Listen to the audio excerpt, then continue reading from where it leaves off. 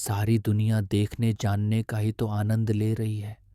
हम Switzerland, Singapore, Dubai, Kashmir, Manali जाते हैं।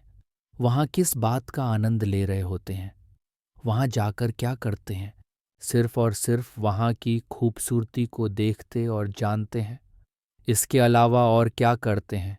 क्या वहाँ के एक परमाणु को भी अपने साथ लेकर आते हैं या अपना वहाँ कुछ छोड़ कर आते हैं?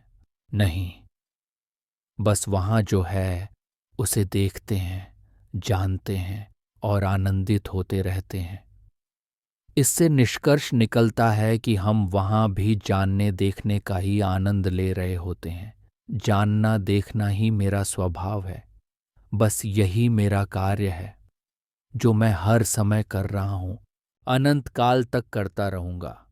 बाहर के कार्यों से तो थक जाते हैं, लेकिन जानने देखने के काम से कभी नहीं थकते हैं। जानना देखना अपना काम है।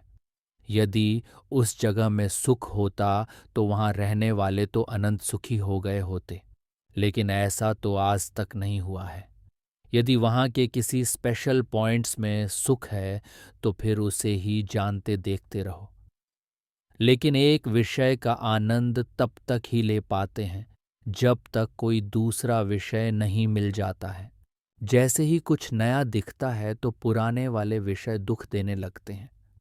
इस बीच बिजनेस के लिए फोन आते ही, उसमें लाभ जानते ही बिजनेस में सुख दिखने लगता है, उसे करने का मन करने लगता है। जानने देखने में कोई दिक्कत नहीं है। जानना देखना मेरा नेचर है। जानते ही उसे अपने बनाने का जो भाव है वही भ्रम है, क्योंकि दुनिया की कोई भी वस्तु अपनी बनती नहीं है, जिस कारण से दुखी होते रहते हैं। देखने जानने में दुख नहीं, आनंद है। देखना जानना बुरा नहीं, स्वभाव है। देखना जानना पाप नहीं, धर्म है। लेकिन देखने जानने के साथ जब मोह और अहंकार जुड़ता है तब दुख शुरू हो जाते हैं।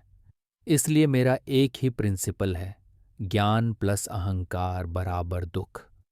ज्ञान माइनस अहंकार बराबर सुख। जानने से डरेंगे नहीं और मोह करेंगे नहीं। देखने जानने की शक्ति दुनिया की सबसे बड़ी शक्ति है।